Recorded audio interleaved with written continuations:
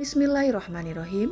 Assalamualaikum warahmatullahi wabarakatuh. Sobat beriman yang dirahmati Allah, dalam video kali ini kita akan menjelajahi kisah menarik tentang Nabi Sulaiman yang terkejut ketika menemui seorang pemuda beribadah di dasar laut. Sebuah peristiwa yang terjadi sekitar 1400 tahun yang lalu. Bagaimanakah pemuda tersebut bisa hidup di dasar laut? Simak video ini sampai selesai. Pada suatu waktu, Nabi Sulaiman bin Daud alaihissalam mendapatkan wahyu dari Allah yang memerintahkannya untuk pergi ke sebuah pantai tertentu.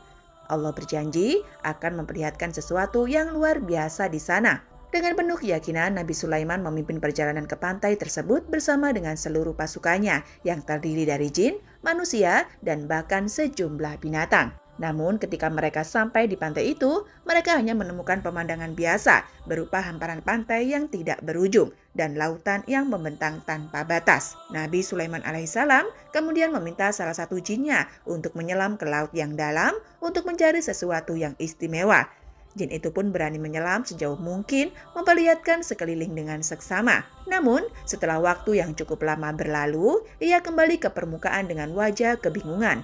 Dia berkata, "Wahai Nabi Sulaiman, aku telah menyelam sejauh mungkin hingga ribuan meter di kedalaman laut. Namun aku tak menemukan sesuatu yang aneh atau luar biasa yang bisa aku tunjukkan kepadamu." Nabi Sulaiman alaihissalam masih merasa tidak puas dengan laporan dari jin tersebut.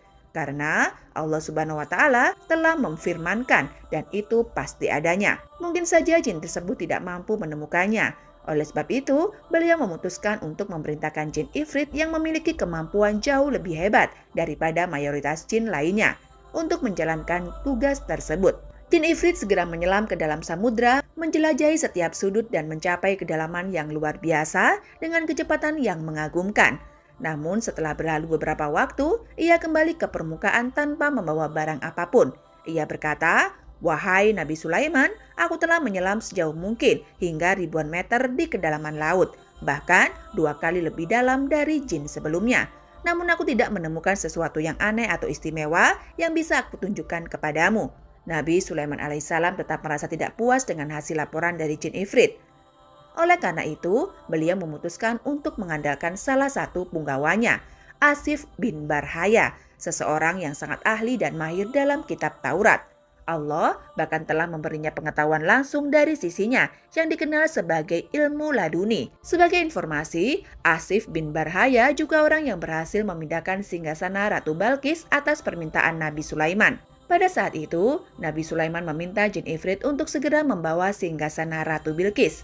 Jin Ifrit menyatakan bahwa singgasana Balkis akan tiba sebelum Nabi Sulaiman sempat beranjak dari tempatnya. Pada akhirnya, orang alim dari kalangan Nabi Sulaiman mengajukan diri untuk memindahkan singgasana Ratu Balkis. Dia berkata bahwa dia mampu memindahkan singgasana Ratu Balkis dengan sangat cepat, bahkan sebelum mata sempat berkedip. Keajaiban ini membuat Nabi Sulaiman merasa kagum, dan akhirnya singgasana Ratu Balkis dipindahkan oleh Asif bin Barhaya.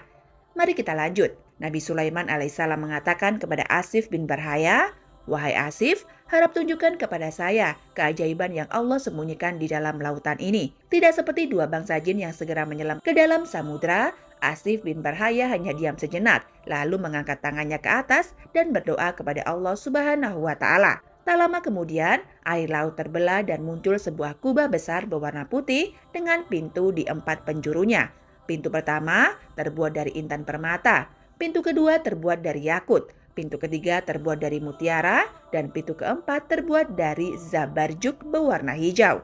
Asif kemudian menjelaskan, "Wahai Nabi Allah, inilah keajaiban yang Allah ingin tunjukkan padamu. Kubah ini terletak di dasar lautan dengan kedalaman 3 kali lebih dalam dari yang diselami oleh jin pertama." Nabi Sulaiman alaihissalam melihat dengan penuh kegaguman saat kubah putih tersebut perlahan-lahan bergerak menepi. Lalu, pintu-pintu kubah itu terbuka dan tidak ada setetes air pun yang membasahi bagian dalamnya. Beliau memasuki kubah tersebut dan menemukan seorang pemuda yang sedang beribadah di dalamnya. Dengan penuh hormat, Nabi Sulaiman mengucapkan salam dan bertanya, "Wahai pemuda, mengapa engkau tinggal di dasar lautan di dalam kubah ini?" Setelah membalas salam Nabi Sulaiman, pemuda itu menceritakan kisahnya. Ia dulunya merawat dan melayani kedua orang tuanya yang cacat. Ibunya buta dan ayahnya lumpuh selama hampir 70 tahun. Ketika ibunya akan meninggal, ia berdoa kepada Allah, "Ya Allah, panjangkanlah umur anakku dalam ketaatan kepadamu." Dan Allah mengabulkan doa ibunya.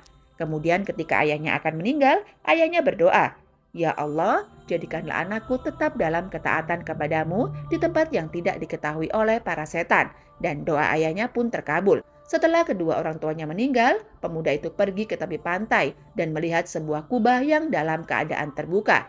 Ia memasuki kubah itu untuk mengetahui apa yang ada di dalamnya. Namun, tiba-tiba kubah tersebut tertutup dan dibawa ke dasar lautan yang paling dalam oleh malaikat. Sejak saat itu, ia menghabiskan hidupnya hanya dalam beribadah kepada Allah di dalam kubah tersebut. Nabi Sulaiman bertanya lagi, "Masa nabi apa engkau hidup saat itu?" Pemuda itu menjawab, "Waktu itu adalah masa Nabi Ibrahim alaihissalam." Ini berarti pemuda tersebut telah meninggal di dalam kubah tersebut selama sekitar 1400 tahun.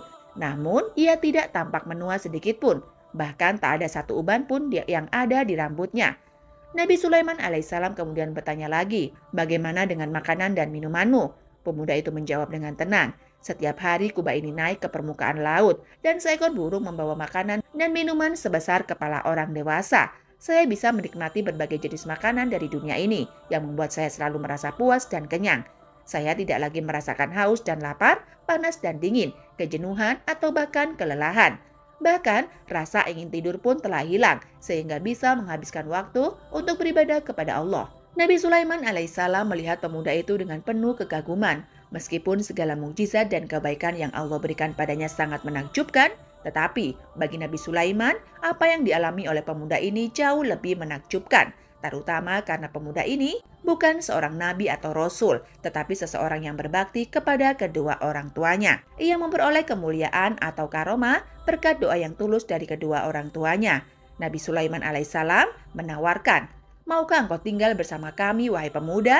Namun pemuda itu dengan lembut menjawab, "Kembalikanlah saya ke tempat semula dan biarkanlah saya terus beribadah kepada Allah sampai saat yang dikehendaki." Nabi Sulaiman alaihissalam kemudian keluar dari kubah tersebut dan memerintahkan agar kubah itu dikembalikan ke tempat asalnya. Asif mengadakan tangan dan berdoa lagi. Secara perlahan kubah itu pun masuk ke dalam laut dan pemandangan kembali seperti semula. Hanya air dan pasir yang tampak tak terbatas. Semoga kisah ini menjadi inspirasi bagi kita semua untuk terus berbuat baik kepada kedua orang tua, termasuk kepada ibu yang telah melahirkan kita.